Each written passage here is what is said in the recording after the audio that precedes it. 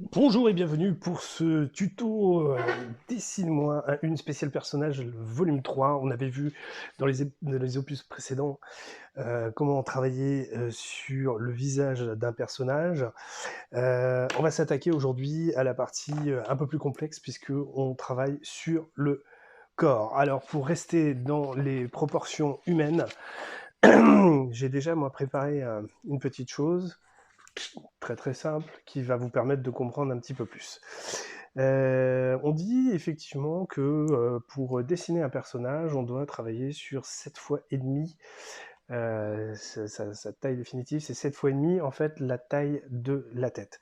Donc ce qu'on fait, c'est que on prend effectivement on prend la tête ici comme repère. Donc vous vous rappelez, hein, on travaille d'abord avec le cercle. Le cercle, effectivement, il fait les 2 tiers, en fait, si vous voulez, de la première case, et puis on travaille après sur la base de visage. Et puis après, on va s'amuser, en fait, ici, comme je l'ai fait, à décomposer, donc 7 fois et demi. 7 fois et demi. Donc j'ai travaillé en première partie, deuxième partie, troisième partie, quatrième partie. Donc vous voyez que la quatrième partie, elle correspond un peu plus au bassin. Septième partie, plus à la fin le 0,5 qui correspond en général aux chevilles et aux pieds. Alors, la partie 1, bah, vous la connaissez, vous l'avez déjà travaillée, puisque si vous avez vu les tutos précédents, on s'intéresse vraiment ici au niveau du visage. La partie 2, en fait, elle nous permet de travailler sur la partie haut du tronc cou. Donc, on a le cou ici qui s'intègre en fait sur quasi le tiers en fait du premier, la ligne d'épaule qui commence à peu près au milieu hein, de ce fameux linéaire numéro 2, que ce soit homme-femme. Alors après, vous me direz, plus on veut élancer une personne, plus on va augmenter son coût, notamment sur les personnages un peu féminins. Par contre, au niveau des épaules, on aura tendance plutôt à affiner si c'est un personnage féminin, alors que comment dire, un personnage masculin, on aura plutôt tendance à venir arrondir un peu les choses, surtout si c'est un personnage type combattant ou magicien et qu'on veut le faire un peu costaud, ou si carrément on en fait un personnage type golem, où là on va vraiment disproportionner complètement les choses. Alors pour savoir effectivement à peu près la taille d'épaule, bah, c'est tout simple. On prend effectivement un tiers. Donc ici, ce premier tiers, moi je le fais basculer par rapport au centre, et j'obtiens ici ma valeur de 3. Donc, puisque j'ai travaillé ici sur une valeur de 3 cm, donc cette valeur de 3 cm, en fait, ma tête, si je la fais pivoter, en fait, elle rentre parfaitement là-dedans. Ce qui fait que c'est beaucoup plus simple, effectivement, pour élaborer. On se casse un peu moins la tête à se dire, bah tiens, voilà. Et je suis même dans les canons de beauté de Vinci, puisque Léonard de Vinci, dans son canon de beauté, vous savez, l'homme unique, donc l'homme qui est travaillé dans un cercle, bah, c'est exactement la même chose. Il est élaboré aussi sur ce système-ci.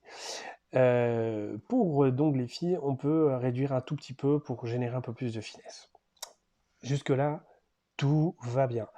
La ligne d'aisselle, ce que j'appelle la ligne d'aisselle, en fait, est ici. En fait, c'est la fin de la deuxième portion. La portion 3 nous amène en fait sur la partie torse et début de base abdominale. La quatrième, base abdominale et les hanches, bien évidemment.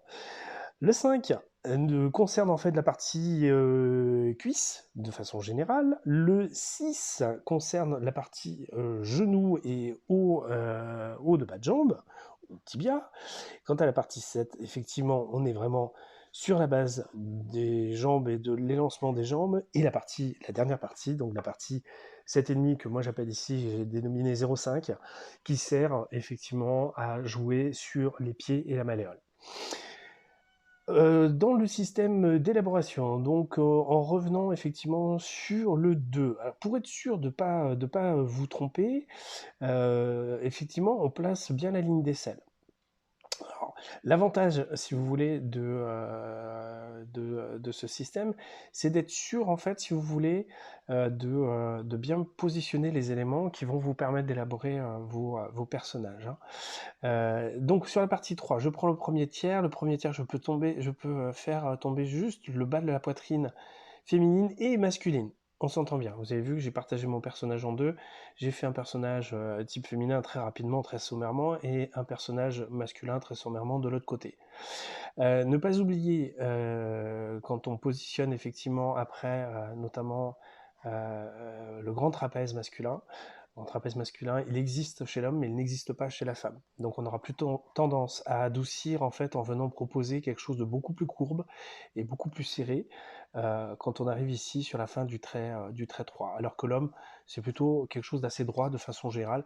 Il peut même être disproportionné, notamment si on a vraiment un personnage de type guerrier. Donc voilà, on va vraiment venir travailler là-dessus et augmenter en fait le grand trapèze pour justement donner voilà, un muscle ici qui va venir sous l'aisselle et marquer vraiment quelque chose de très très très musculeux de façon générale. Voilà, une représentation un peu sur le côté.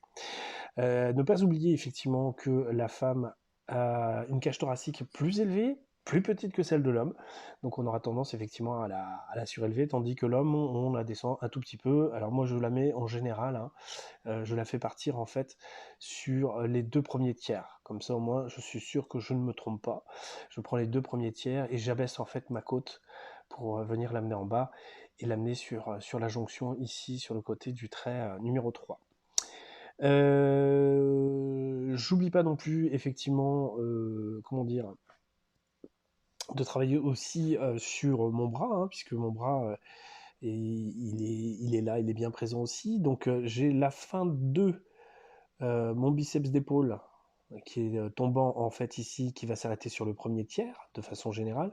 On a après tout ce qui est partie biceps ici qui va se travailler sur les 2 tiers avant d'arriver après sur l'autre partie qui va nous concerner. Mais en tout cas, on arrive ici en bas sur le 3 à la jonction en fait au niveau du coude, du pli de coude qui est bien marqué à cet emplacement-là.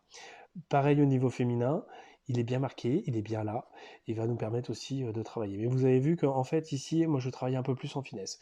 Si je veux travailler sur un profil d'un personnage féminin plutôt musclé, je vais revenir marquer un peu plus aussi les éléments et donner un peu plus d'arrondi aussi. Vous voyez bien hein, que quand une personne fait de la musculation, comment dire, les muscles sont beaucoup plus arrondis.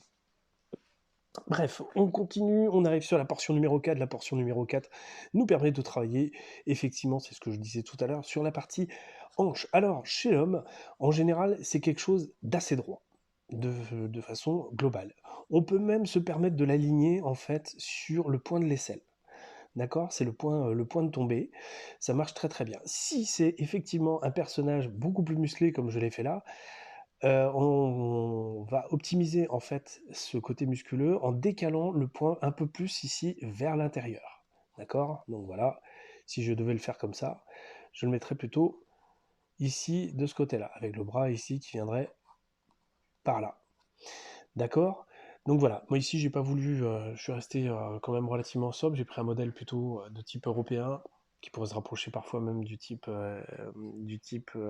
manga. Je vais pas développer beaucoup, je reste plutôt malgré tout filiforme. Même si j'aurais tendance à dire que le modèle manga est beaucoup plus élancé malgré tout quand même. Par contre, le modèle féminin, alors lui, en fait, si vous voulez, on a un bord d'attaque avec un tour de hanche qui est relativement fin, et puis il faut marquer beaucoup plus en rondeur ici euh, la partie de la hanche. Pourquoi? Parce que effectivement, chez les modèles féminins, on va jouer un peu plus sur ce côté-là. Alors, je dis pas qu'il faut le faire tout le temps. Je dis que c'est assez subtil de le faire quand on veut amplifier ce côté un peu féminin. Maintenant, on peut avoir effectivement un modèle de femme qu'on n'a pas vraiment envie de travailler comme ça. Toutes les femmes n'ont pas les hanches aussi marquées que ça. Donc on n'est pas obligé de le faire, on peut travailler voilà, sur des choses beaucoup plus carrées. Mais si on veut donner effectivement ce côté un peu plus féminin, même si on travaille par exemple sur une guerrière, mais qu'on veut la féminiser, on aura tendance effectivement à diminuer effectivement ici le tour de taille et augmenter après la courbe sur faisceau de cuisse, en fait, au niveau de la hanche. Voilà. On continue toujours notre petite partie. Alors ici, avant-bras masculin sur toujours cette partie numéro 4, on passe sur toute cette partie d'avant-bras ici, que je vous montre en fait ici au niveau de la vidéo. Voilà, sur mon joli petit bras. On la travaille sur cette partie numéro 4 et effectivement, quand on est, naturellement en position debout, on se rend compte, en fait, que la main, en fait, va tomber sur le haut de cuisse. Ce qui nous permet, en fait, de voir si la proportionnalité est bonne. Petite info, et c'est, ça qui est, aussi, bon à connaître et à savoir, la taille de cet avant-bras est exactement la même taille que la pointure du pied. Je m'entends. C'est-à-dire que si vous dessinez votre avant-bras pour savoir si vous êtes sûr de bien l'avoir fait, vous vérifiez avec la taille de votre pied si par exemple c'est une vue latérale. Alors moi ici, ça ne peut pas coller, c'est une vue 3/4. Mais c'est une façon effectivement de vérifier. Et si vous n'êtes pas sûr de votre coup, eh ben, vérifiez vous-même. Enlevez votre chaussure, collez votre pied sur votre avant-bras, vous verrez que effectivement l'avant-bras correspond effectivement à la pointure du pied. Voilà, ça c'est la petite astuce. Elle fonctionne très très bien si vous n'êtes pas sûr des proportions. Alors pareil, pour un modèle masculin, si vous voulez faire quelque chose d'assez baraqué, pas de problème, vous amplifiez tout le côté musculaire. On pourra reparler éventuellement après du côté anatomique pour savoir si on est vraiment dans les proportions. Ne pas oublier en fait qu'on a un grand arrondi sur le côté externe, alors que la partie interne en fait, quand voilà, j'ai la main vraiment à plat vers moi, la partie interne ici est beaucoup plus droite et après j'ai une partie plus arrondie qui vient ici en jonction du coude. Voilà, voilà, même chose pour les filles, c'est exactement le même principe. On aura plutôt tendance quand même à rester beaucoup plus fin, un peu comme mon bras, hein, pas un bras très très musclé, mais à rester voilà, sur quelque chose d'assez fin et d'assez filiforme. Je dis bien, encore une fois, de façon générale, tout dépend de ce que vous voulez faire de votre personnage. Position des mains, je vous ai dit haut de cuisse, donc ça nous amène effectivement après sur la partie numéro 5. La partie numéro 5, donc la main, en fait, elle va concerner effectivement la moitié de la partie numéro 5, voire même le tiers, j'aurais tendance à dire. Pour les filles, pareil, on reste à peu près sur le même type de gabarit. On a tendance parfois même un peu plus élancé si effectivement on a envie de marquer un peu plus le côté ongulaire, c'est-à-dire quand il y a un travail sur les ongles, on peut effectivement agrandir un tout petit peu. On garde de toute façon après l'épouse. Bon là je l'ai mis en épouse de cuisse, mais voilà. Donc sur cette partie 5, effectivement, on positionne le bas des parties, masculine ou féminine. Je ne vais pas rentrer dans le détail des choses parce que je ne vois pas trop l'intérêt. Pour ceux que ça intéresse, vous voyez les principes d'anatomie. Vous serez beaucoup plus renseigné là-dessus. Après, nous, sur le travail d'un personnage, ce ne sont pas des parties qui sont en action, donc ça ne nous intéresse pas des masses. Sur le côté cuisse, eh ben, cuisse féminine, on arrondit énormément. On arrondit aussi sur le côté intérieur énormément et on n'oublie pas d'amorcer quelque chose de plus droit en fait, qui va tomber plus droit sur la partie numéro 6. Mais sur la partie numéro 5, on est ample, on continue en fait dans le mouvement de la hanche et il n'y aura pas de problème. Pour le côté masculin, eh ben c'est pareil, on a tendance à arrondir et à venir un peu plus, arrondir un peu plus en fait, sur le côté et à marquer le côté un peu plus musculeux. Mais rien n'empêche bien évidemment de travailler sur quelque chose de beaucoup plus fin. La partie numéro 6, on s'y attelle. Pareil, moi je sépare en deux et c'est là que je vais venir marquer mon genou. Le genou qui va faire vraiment la jonction avec la partie basse en fait des jambes. Donc pareil, on travaille sur quelque chose de plus important en général chez un homme et on va marquer plus de finesse chez une femme. On a tendance même dans les schématiques, après quand on regarde par exemple les schématiques sur lesquels on travaillait Hogarth, qui est un anatomiste au niveau de dessin qui a fait de très très bons principes, il a plutôt tendance effectivement à marquer un rectangle en fait au niveau des genoux et plutôt un arrondi au niveau des filles. D'accord. C'est la jonction en fait ici entre les deux os et puis voilà. J'aurais tendance plutôt à dire qu'il faut affiner sur le côté féminin, alors que l'homme on aura tendance plutôt à gonfler un tout petit peu les choses. Si on prend par exemple le modèle américain du comics, type comics, on aura plutôt tendance effectivement à venir marquer un peu les choses en marquant un côté un peu plus musculeux. Maintenant, si on regarde proportionnellement, nous, notre genou en tant qu'Européens, pas très très musculeux, à part si on a vraiment un gros épanchement de synovie où effectivement là c'est vraiment très très marqué. Mais sinon, c'est pas une obligation. Sur le côté féminin, j'aurais plutôt tendance à dire de garder quand même ce côté assez fin, assez élancé et ne pas trop trop marqué. Euh, Encore une fois, je vous l'ai dit, ça dépend de quel type de personnage vous voulez élaborer. Donc voilà, il s'incorpore effectivement ici sur le premier tiers du numéro 6. Et puis après, on travaille sur la deuxième partie de ce mouvement numéro 6, on travaille sur le haut ici de la deuxième partie de la jambe. On a tendance effectivement à venir marquer ici la base de devant très droite, de façon générale. Alors elle se met ici parce que j'ai une vue de face au niveau du pied masculin, et elle aurait tendance à être ici puisque je suis en trois quarts, faut pas l'oublier, au niveau de ce pied-là. Donc je vais poser un peu plus d'arrondi, et par contre je vais venir ici tirer, encore une fois comme je l'avais fait précédemment, tirer un peu plus. Donc je travaille vraiment l'arrondi de mon muscle plus sur le haut de la jambe, alors que ici je vais rester beaucoup plus droit sur le tibia avant.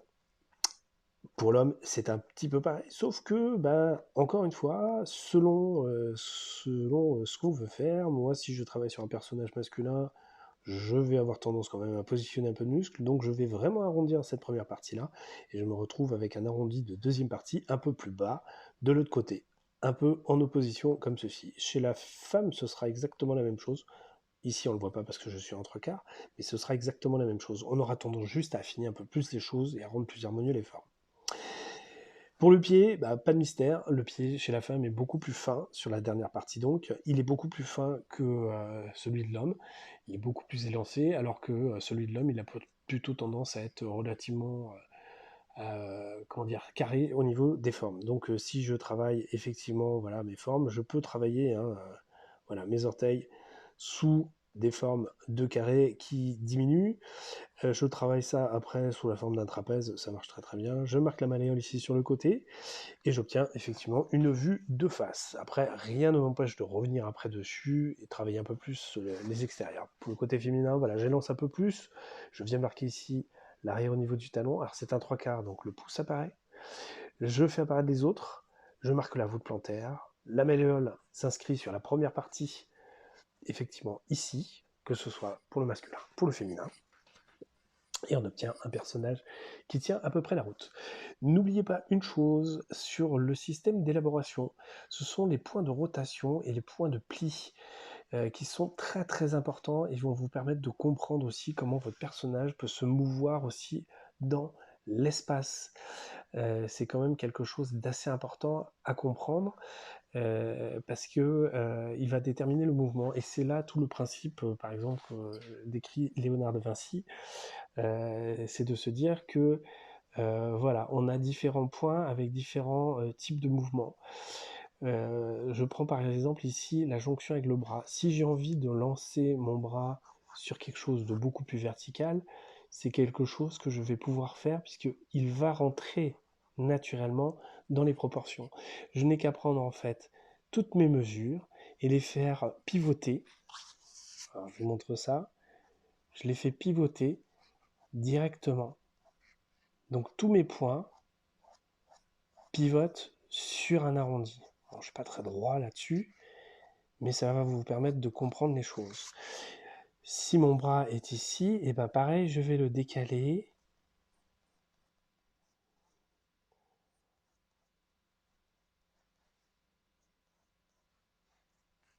Etc., etc., etc. Pour les jambes, c'est la même chose. Si j'ai envie de plier, eh ben je peux venir plier, puisque de toute façon, je vais pouvoir gérer sur le côté.